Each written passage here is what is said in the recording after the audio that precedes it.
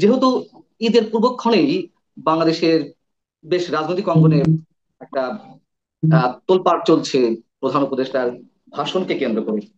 সেই ভাষণে কি কি উল্লেখ করেছেন আপনি নিশ্চয় জানেন। নির্বাচনের টাইম ফ্রেম থেকে শুরু করে করিডর ইস্যু, বন্দর ইস্যু, আরো নানা নানা বিষয়ে তিনি কথা বলেছেন। আপনার কাছে আমার প্রশ্ন হচ্ছে যে, প্রথমেই যদি নির্বাচন নিয়ে প্রশ্ন করি, এপ্রিলে যে টাইম ফ্রেমের কথা তিনি উল্লেখ করলেন, কি হবে না হবে আমরা জানি না সেই সময় নির্বাচন কতটা সুষ্ঠু পরিবেশে হতে পারে, কিন্তু তার এই বক্তব্যের উপরে রাজনৈতিক দলগুলো কতটুকু আস্থা রাখতে পারে, অথবা আপনি একজন রাজনৈতিক বিশ্লেষক হিসেবে কতটুকু আস্থা রাখছেন? ধন্যবাদ। দেখুন, আমরা যখন স্কুলে পড়তাম তখন এপ্রিলের 1 তারিখে আমরা খুব মজা করে এপ্রিল ফুল করবার চেষ্টা করতাম সবাইকে। অর্থাৎ এপ্রিল মাস হচ্ছে বোকা বানানোর মাস। এবং এর সঙ্গে কোনো কোনো ইসলামী পণ্ডিত আবার মুসলিম নিধনের বিষয়টাও নিয়ে আসে। এখন যেহেতু প্রফেসর ইউনূসের ধর্মান্তরিত হওয়ার একটা বিষয় ফোরফ্রন্টে চলে এসছে, যখনই আপনি পাবলিক লাইফে আসবেন আপনার পার্সোনাল কোনো বিষয় আর থাকবে না। Public figure, public man. তো তিনি ভেড়াকে যখন বিয়ে করেছিলেন শর্ত সাপেক্ষে, অর্থোডক্স খ্রিস্টান হয়ে, আমার জানা মতে, এবং বাংলাদেশবাসী বলুন বিশ্ববাসী বলুন, কেউ তাকে কখনো হজে যেতে দেখেনি। এবং এবার একটা সুবর্ণ সুযোগ ছিল, যেহেতু তিনি রাষ্ট্রীয় দায়িত্বে আছেন, সেই কারণে সরকার প্রধান হিসেবে তার নেতৃত্বে যদি একটি হজ কাফেলা যেত, তাহলে জনগণের সকল সন্দেহ দূরীভূত হতো। কিন্তু তিনি তা পরিহার করলেন। তার বদলে অ্যাংলিকান তিনি তো নামাজ চার্চের আদায় যিনি করছেন, প্রধান, তিনি তো ঈদের জামাত আদায় করছেন। দেখুন, আমরা ফরজের খবর নাই, তিনি আপনার ওয়াজেব নিয়ে টানাটানিতে ব্যস্ত। সেটি অন্য বিষয়। এখন তার মানে আপনি বলতে চাচ্ছেন যে তিনি এপ্রিল ফুল করবেন, এবং রাজনৈতিক দলগুলো 12 দলীয় জোট এরকম একটি বক্তব্য দেখুন, দিয়েছে যে এপ্রিলে এপ্রিল এটা ফুল কিন্তু করবেন। আমার আমার বক্তব্য নয়, 12টি দলের পক্ষ থেকে ঠিক এই টার্মটি ব্যবহার করা হয়েছে, যে তিনি এপ্রিল কিন্তু ফুল আপনি কি করতে মনে করেন, চলছেন। একজন রাজনৈতিক বিশ্লেষক হিসেবে আপনি কি মনে করেন তার উপরে কতটুকু আস্থা জাতি রাখতে পারে, বা আপনি কতটুকু রাখছেন যে না, তিনি দেখুন, যে তার ডিসেম্বর মুখপত্র নির্বাচনের কথা বলা হচ্ছে মুজিব সেটি না মহোদয়, হয়, এপ্রিলে তিনি যে তা- প্রতিশ্রুতি দিয়েছেন সেটিও বা কতটুকু আমরা আস্থা রাখবো? দেখুন, আপনার তার মুখপত্র শফিক মহোদয় বারংবার আমাদের বলেছেন, তিনি মানে তার যিনি এমপ্লয়ার প্রফেসর ইউনুস, তিনি এক কথার মানুষ। তিনি বারংবার বলেছেন, একবার জানুয়ারি, একবার ফেব্রুয়ারি, একবার মার্চ, একবার এপ্রিল, একবার মে, একবার জুন। অর্থাৎ জুনের একদিন আগেও তিনি নির্বাচন আয়োজন করবেন না। এই যে ধনুর্ভঙ্গ পণ, সেখান থেকে তাকে কেন এগিয়ে আসতে হলো? এখানেও সূক্ষ্ম একটা রাজনীতি তিনি করেছেন। জামাতের পক্ষ থেকে দাবি করা হয়েছিল এপ্রিলে যাতে নির্বাচন হয়, হুম, হুম। এবং তিনি জামাতের সঙ্গে নিজেকে আপনার এই যে কমরেডারিটা দেখালেন, তার মধ্য দিয়ে তিনি একটি বিভেদ বা সীমারেখা টানবার চেষ্টা করেছেন। এবং এই সর্বশেষ যে অবস্থানটি, সেটি ব্যক্ত করে কিন্তু তিনি চূড়ান্তভাবে তার নিরপেক্ষতা হারিয়েছেন। তার সরকারের অধীনে নির্বাচন হলে কেউ এই নির্বাচনকে আর গ্রহণযোগ্য বলে বিবেচনা করবে বলে আমার মনে হয় না। আর এটা বিএনপির পক্ষ থেকে যে প্রেস বিজ্ঞপ্তিটি হাজির করা হয়েছে, সেটিও কিন্তু তার জন্য খুব ভালো সুখকর বার্তা নয়। আপনার তাৎক্ষণিক যে প্রতিক্রিয়াগুলো আমরা দেখেছি, আমাদের নূর থেকে শুরু করে, প্রিন্স থেকে শুরু করে, আপনার খেলাফত মজলিস থেকে শুরু করে, কম বেশি সবাই কিন্তু নানান রকমের প্রতিক্রিয়া ব্যক্ত করেছেন। তো ফলে এখানে তার জন্য কিন্তু পথটা কুসুমাস্তীর্ণ আর থাকলো না, এটি কণ্টকাকীর্ণ হয়ে গেল।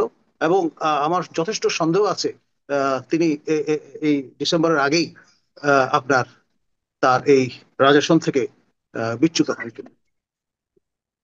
আপনি যদি বলছিলেন যে বিএনপির পক্ষ থেকেও সন্দেহ প্রকাশ করা হয়েছে তার উপরে আস্থা রাখাতে, তারা আস্থা রাখতে নির্ভর করছেন আর কি। তো আহ এখন কি আমাদের জন্য সময়টি আরো জটিল হয়ে উঠলো?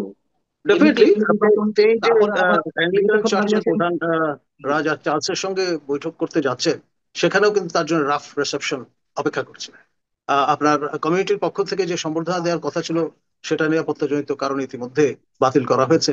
তারপরেও একেবারে পেডিগ্রি দেখে আপনার ডিএনএ টেস্ট করে জনা 10 কমিউনিটি লিডারের সঙ্গে একটা বৈঠকের কথা আছে। এখন দেখা যাক শেষ পর্যন্ত সেটাও আয়োজন করা যায় কিনা। এখন এই এটার যে পিছনে কি দেউলিয়া, শুধুমাত্র এই ধরনের দেউলিয়াত্বের অবস্থায় এর আগে কোনো সরকার বা রাষ্ট্রপ্রধান পড়েছেন বলে আমার মনে হয় না। সিকিউরিটি ইস্যু এর পিছনে শো করা হচ্ছে, এর পিছনে কি অন্য কোনো পলিটিক্যাল কোনো কারণ থাকতে পারে, বা রাষ্ট্রের অন্য কোনো সমস্যা লন্ডনে? দেখুন, মানে একটি বিশ্বস্ত সূত্রে এটাও জানা গেছে যে আমাদের বিএনপির কর্ণধার, লন্ডন প্রবাসী তারেক জিয়া তিনিও কিন্তু আহ, আপনার অনাগ্রহ দেখিয়েছেন প্রফেসর ইউনূসের সঙ্গে বৈঠক করবার ক্ষেত্রে।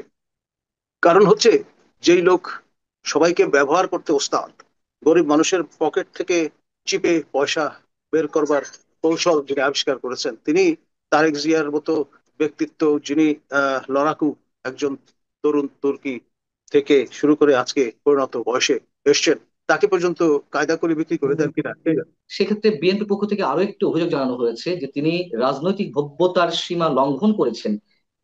এই বিষয়টিকে আপনি কিভাবে মূল্যায়ন করবেন? আমি আমি যেটি বলবো, যে একজন অনির্বাচিত ব্যক্তি হয়েও তিনি যেভাবে এই চট্টগ্রাম বন্দর ইস্যুতে আহ, যারা প্রতিবাদ করবেন, বাধা দেবেন, তাদের প্রতিহত করবার ঘোষণা দিয়েছেন, আহ্বান জানিয়েছেন। এখন জনগণের বিরুদ্ধে নিজেকে দাঁড় করানোর যে ইন্টেন্ট বা এরাদা তিনি ব্যক্ত করেছেন, তার মধ্য দিয়ে তিনি কিন্তু নিজেকে গণধিকৃত একটি অবস্থানে দাঁড় করাবার চেষ্টা করেছেন, যা কখনোই কাম্য হতে পারে না। একটি অবাধ, সুষ্ঠু, নিরপেক্ষ নির্বাচন তিনি উপহার দিতে পারবেন, বা সেই সরকার উপহার দিতে পারবে যেটি শতভাগ নিরপেক্ষ। আপনার প্রফেসর ইউনূসের যে স্বপ্নের রাজনৈতিক দল, যেটি ক্রমে আপনার বেড়ে উঠছে, সেই দলের জন্যে তিনি আপনার আরো 4 মাস বাড়িয়ে নিলেন দল গোছানোর প্রয়োজনে। এখন পরে আবার সেই স্পেনের মুসলিম নিধনের কায়দায় তিনি যদি এপ্রিল ফুল কার্যকরী করেন, তখন তো নির্বাচন ট্র্যাকচ্যুত হয়ে এমন জায়গায় চলে যাবে যে গৃহযুদ্ধ হয়ে দাঁড়াবে আপনার অনিবার্য বাস্তবতা। এখন এই যে যুদ্ধের হুমকি তিনি দিচ্ছেন চট্টগ্রাম বন্দর ইস্যুতে, এখন ভাবটা এরকম যে চট্টগ্রামের আহ সন্তান তিনি, সেই কারণে চট্টগ্রাম তার বাবার দেশ, তিনি যা ইচ্ছা তাই করতে পারেন। আমাদের এই চট্টগ্রামের বাইরে যাদের বাড়ি, তাদের কোনো কিছু বলবার নেই। ভাবটা এইরকম, একটা মৌরুষি পাট্টার মতো হয়ে দাঁড়িয়েছে তার কাছে। তিনি যে কোনো মূল্যে আপনার করিডোর প্রদান করবেন, যে কোনো মূল্যে চট্টগ্রাম বন্দর বিদেশিদের হাতে তুলে দেবেন, এবং এটা নিয়ে তিনি কোনো রকমের ছাড় দিতে রাজি নন। আসলে মূল বিষয়টা হচ্ছে, তাকে যারা ক্ষমতায় বসিয়েছে তাদের এজেন্ডা বাস্তবায়ন তার লক্ষ্য, এবং তিনি যদি সেটি ডেলিভার করতে না পারেন, ডেফিনেটলি তার এমপ্লয়ার যারা, তারা তাকে সেখানে হয়তো দেখতে চাইবে না। সেটা তার মাথায় আছে। সেই জন্যই তিনি ভব্যতা, সভ্যতার আপনার সকল রকমের সীমা পরিসীমা পরিহার করে আপনার নির্লজ্জ চেহারায় কান কাটা অবস্থায় জাতির সামনে আবির্ভূত হয়েছে। প্রফেসর কলিমুল্লাহ, আরো একটা স্পর্শকাতর প্রশ্ন আপনার কাছে রাখতে চাই। সেনা প্রধানত করিডোরের বিরুদ্ধে কথা বলেছেন রাষ্ট্রের স্বার্থে, এবং একই সঙ্গে বন্দর বিদেশিদের হাতে তুলে দেওয়া হবে না সেই সতর্ক বার্তাও তিনি দিয়েছেন সবার উদ্দেশ্যে।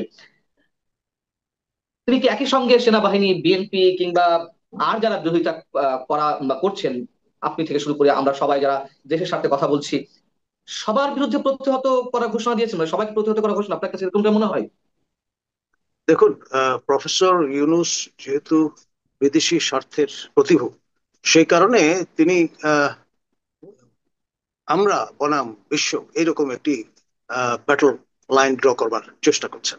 আমাদের মাননীয় সেনাপ্রধান ইজ এ জেন্টলম্যান পা এক্সেলন, এবং সেই পারিবারিক ট্র্যাডিশন আছে বলেই তিনি কিন্তু আজকে দুপুরে সস্ত্রীক আপনার মাননীয় প্রধান উপদেষ্টার সঙ্গে ঈদের সৌজন্য সাক্ষাৎ করতে গিয়েছেন, এবং তার দিক থেকে ইটস এ গুডউইল জেস্টার। তারপরেও যদি প্রফেসর ইউনূস ট্র্যাকে না আসেন, তাহলে আহ, আসলে সবার জন্যই সেটি হবে আহ, রীতিমতো আহ, অনাকাঙ্ক্ষিত, নাজুক একটি পরিস্থিতি। আপনার কাছে আমার শেষ প্রশ্ন। আহ ঈদের পরে অনেক ধরনের কানাঘুষা চলছে, টার্বুলেন্ট সিচুয়েশন তৈরি হবে দেশে, একটা অস্থিতিশীল অবস্থার মধ্যে বাংলাদেশ যেতে চলেছে খুব শিগগিরই। আপনি কি এমনটা মনে করছেন, নাকি এগুলো সব গুঞ্জন কিংবা রিউমার, প্যানিক সৃষ্টি করার মতো কিছু? দেখুন, আজ পর্যন্ত এই সরকার প্রায় 10 মাস পার করেছে, যাবতীয় যা কিছু বলেছে তাই করেছে, এবং তার উপদেষ্টা পরিষদের পক্ষ থেকে মাহফুজ মহোদয় তো গৃহযুদ্ধের আগাম বার্তা দিয়েই রেখেছেন। সুতরাং এই ঈদুল আজহার পর, এই ছুটির পরে যে সময়টা, সেটি আমার মনে হয় খুবই ঝঞ্ঝা বিক্ষুব্ধ একটি সময় আমাদের অতিক্রম করতে হবে, এবং এই যুদ্ধে হয় প্রফেসর ইউনূস গদিচ্যুত হবেন, এবং আপনার একটি অবাধ, সুষ্ঠু, নিরপেক্ষ নির্বাচন উপহার দেওয়ার উপযোগী একটি নিরপেক্ষ সরকার ক্ষমতায় আসবে, নতুবা আমাদের একটি যেটাকে বলে ইলেকশন ইঞ্জিনিয়ারিং প্রত্যক্ষ করতে হতে পারে। ইলেকশনের নামে দেখা যাবে যে এই 21st সেঞ্চুরির সবচেয়ে বড় ফার্স আমাদের প্রত্যক্ষ করতে হচ্ছে। আমরা চাইব দেশ লাইনচ্যুত না হোক, ট্র্যাকে থাকুক, এবং এই আহ, কোনো কোনো দলের নেতৃবৃন্দের ভাষায় এই সিন্ধাবাদের বুড়ো দত্ত, বিশেষ করে আমাদের বিএনপির জ্যেষ্ঠ নেতা মির্জা আব্বাস তিনি বলেছেন, এই এই তুলনাটি দিয়েছেন যে সিন্দাবাদের বুড়ো যাতে আমাদের ঘাট থেকে নেমে যায়, জাতি পরিত্রাণ পায়। আপনি এই মুহূর্তে যে কথাগুলো বললেন তার মধ্যে তিনটি বিষয়, একটি হচ্ছে যে ডক্টর ইউনূস গদিচ্যুত হতে পারেন সেই সম্ভাবনা রয়েছে, আরেকটি হচ্ছে যে তিনি এই অবস্থা থেকে একটা ইঞ্জিনিয়ারিং এর মধ্য দিয়ে একটা ইলেকশন তিনি করতে পারেন। আহ আরেকটি বলেছেন যে একটা নতুন সরকার আসতে পারে, তিনটেই কাছাকাছি। একটা হচ্ছে ইলেকশন ইঞ্জিনিয়ারিং করলে তিনি তার বিরুদ্ধে জনরোষ তৈরি হবে, সেখান থেকে তার গদিচ্যুত হতে পারে, আবার সেখান থেকে তোমার নতুন সরকার গঠন হতে পারে। আপনি কি আরেকটু ক্লারিফাই করবেন আমাদেরকে যে কি হতে যাচ্ছে, মানে অদূর দেখুন, ভবিষ্যতে মানুষ এটি সংখ্যালঘু রয়েছে, দ্বিতীয় যদি আমাদেরকে এই দ্বিতীয় ধরনের আলোচনা করতে অন্তর্বর্তী হচ্ছে। সরকার। প্রথম জি। অন্তর্বর্তী সরকার আমাদের একটি সেরা নির্বাচন উপহার দিয়েছিল জাস্টিস শাহাবুদ্দিনের নেতৃত্বে, এবং 90 দিনের মাথায় তারা সমস্ত কাজকর্ম সেরে যে যার বাড়ি ফিরে গিয়েছিলেন। এখন দ্বিতীয় অন্তর্বর্তী সরকার আপনার এই নির্বাচনের দোহাই দিয়ে আপনার একের পর এক বিভিন্ন অজুহাত হাজির করে 10 মাস তো পার করে দিয়েছেন। জি। একজন শিশু ভূমিষ্ঠ হওয়ার জন্য 10 মাসের বেশি সময় লাগবার কথা নয়।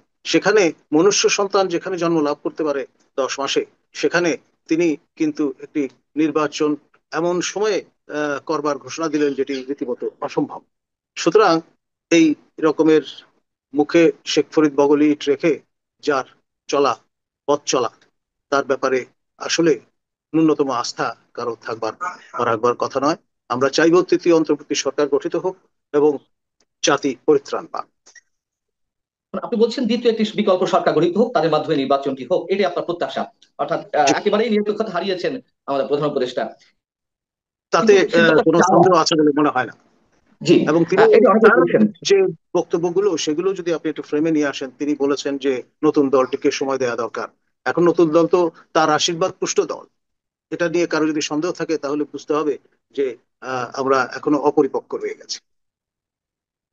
তাহলে আমি যদি একটু কনসাইজ করি, আপনার আশঙ্কার জায়গাটি কি এখানে যে তিনি গদিচ্যুত হচ্ছেন, নতুন একটা সরকার আসছে, তাদের অধীনে নির্বাচন হবে, নাকি তিনি আহ, মানে একটা প্রপার ট্র্যাকে উঠে নির্বাচনটি করতে পারবেন? দেখুন, এটি হচ্ছে সময়ের দাবি। আপনি একবার যখন আপনার জ্যাকেল চেহারাটি দেখিয়ে ফেলেন, তারপরে কারো আর আস্থা থাকবার কথা নয়। এখন তিনি আহ, একটার পর একটা গিমিক হাজির করছেন। এই শতাব্দীর সেরা বাজিকর হিসেবে ইতিমধ্যে নিজেকে প্রতিষ্ঠিত করে ফেলেছে। আর যাই হোক, মানুষ জাদু জাদুকর বা বাজিকরের আহ দ্বারা চমকিত হতে পারে, কিন্তু কখনোই আস্থা স্থাপন করে না। আর এই ব্যাপারে আমাদের ধর্মীয় নিষেধ আছে। এই পবিত্র ঈদুল আজহার দিনে আমি সে বিষয়টাও সবাইকে স্মরণ করিয়ে দেব। বিএনপির সম্পর্কেও নানান ধরনের আলোচনা আছে, যে অনেকে বলেন যে শেষমেশ বিএনপি হয়তো যেদিন নির্বাচন দেবে সেটাই মেনে নেবে শেষমেশ, এগুলো হয়তো স্রেফ হুঁশিয়ারি বা হুঙ্কার ছাড়া হচ্ছে। এই কথাগুলোর কি কোনো বাস্তবতা আছে? দেখুন, বাংলাদেশের সবচেয়ে বড় সক্রিয় রাজনৈতিক দল বিএনপি নানান চড়াই উতরাই পেরিয়ে আজকে এই অবস্থাটায় এসেছে। এবং আপনার বেগম জিয়া সবচেয়ে বড় আপনার শ্রদ্ধার আসনটি তিনি তৈরি করতে পেরেছেন আপসহীনতার কারণে। আমার ধারণা তার পুত্র এবং তিনি এই শেষ সময়ে এসে তাদের যে আপনার ইমেজ, তাদের যে পলিটিক্যাল ক্যাপিটাল, সেটি তারা স্যাক্রিফাইস করবেন বলে মনে হয় না। উম যদিও আমি বলেছিলাম যে শেষ প্রশ্ন রাখছি, তারপরে অনেকগুলো প্রশ্ন করা হয়ে গেছে, এখন সত্যি সত্যি শেষ প্রশ্ন। ডক্টর ইউনূস আসলে কি চান? তিনি কেন এইভাবে তার কার্যক্রম আমাদের সামনে তুলে ধরছেন? দেখুন, তিনি আপনার নানান কায়দায় আপনার তারকে যেই কারণে ক্ষমতায় বসানো হয়েছে, অর্থাৎ আন্তর্জাতিক শক্তি নিচয়ের যেই চার্টার অফ ডিমান্ড, তা ফুলফিল করে এবং পরবর্তী ধাপে উন্নীত হতে চান। আপনার গুতারেস মডেলটা তার জন্য অ্যাপ্রোপ্রিয়েট। গুতারেস মহোদয় আপনার পর্তুগালের পররাষ্ট্রমন্ত্রী ছিলেন, পরে প্রধানমন্ত্রী হয়েছেন, এখন জাতিসংঘের মহাসচিব, এবং তার বিদায় পরে সেই জায়গাটায় যদি প্রফেসর ইউনূস নিজেকে সংস্থাপন করতে পারেন, তাহলে লজিক্যালি সেটাই হবে তার জন্য সঠিক পদক্ষেপ।